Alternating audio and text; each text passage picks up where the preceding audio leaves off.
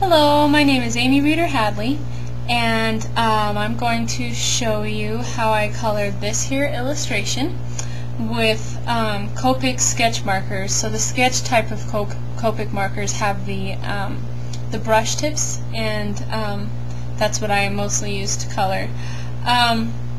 So just really quickly, I'll show you the overview that I did the line work on colored copy paper because it's thin and smooth, and really thin and smooth paper will keep things more uniform, and thin's important because then that way the paper can get saturated with the color, and that's really important when it comes to mixing things and keeping colors pretty uniform looking, because if it's a thick paper you can just keep adding it, it'll get darker and darker, and maybe that's what you want, but personally I think color copy paper is the best way to go. And I've tried the Copic marker special paper and didn't like that too much either, so I guess to each their own.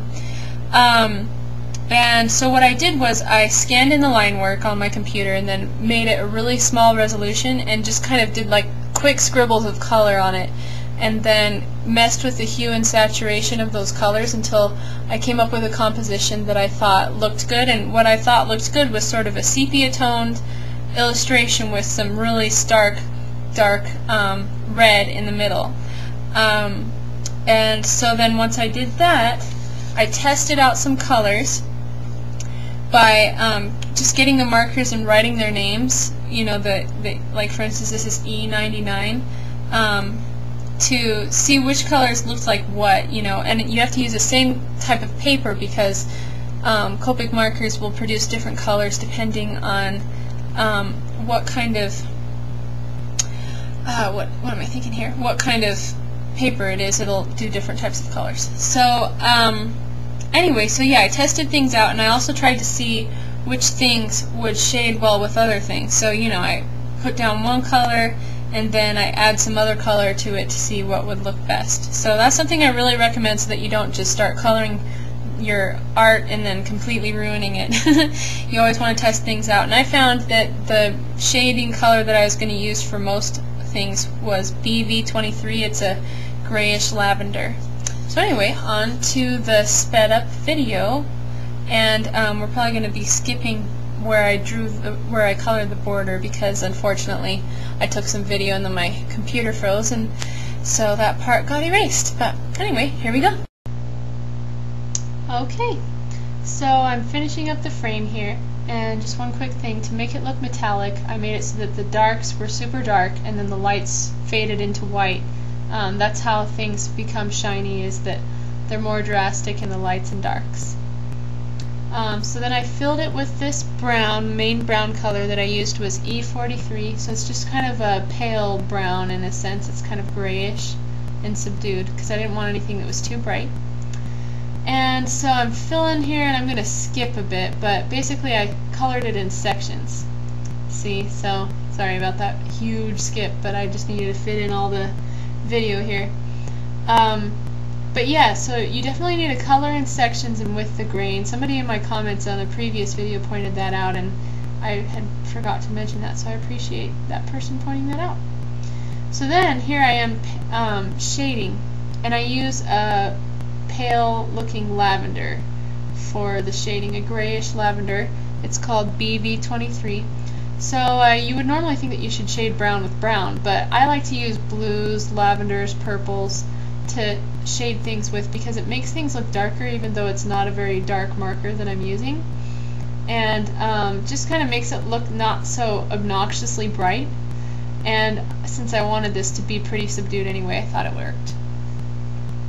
So yeah, I'm just kind of going with the grain and making it look nice and wood looking, and yeah, and so then I decided to fill in this box here, and I chose too bright of a brown, and so I wanted to make it more subdued, so I put some lavender on there, but it wasn't enough, so then I put in some gray, and then that made it definitely more subdued, and then finally I shaded it with a darker lavender,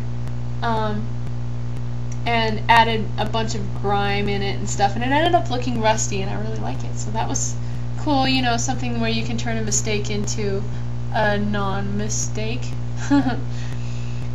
And that main brown color that I used, I ended up using on most of the objects, like this hat here. It's the same as the wood in the background and everything. And this towel and this rope that I'm going to color later on.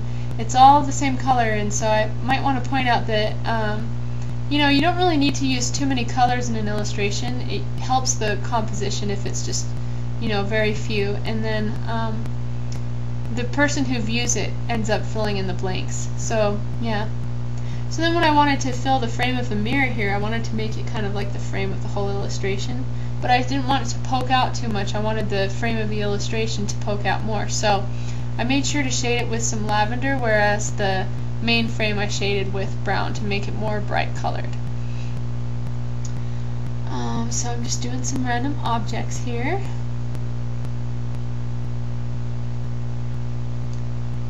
Let's see.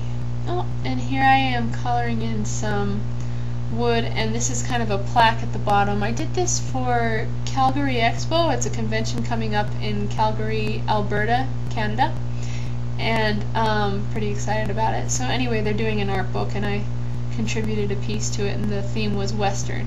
So that's why I'm doing this saloon girl thing.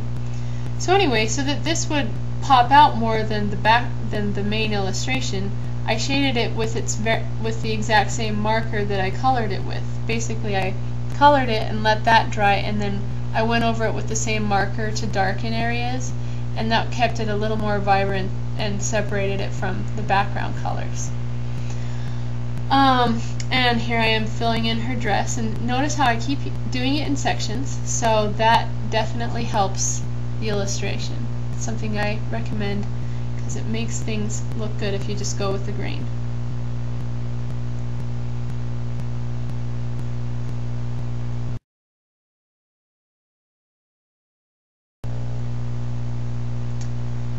Okay, so then I decided that it was time to shade.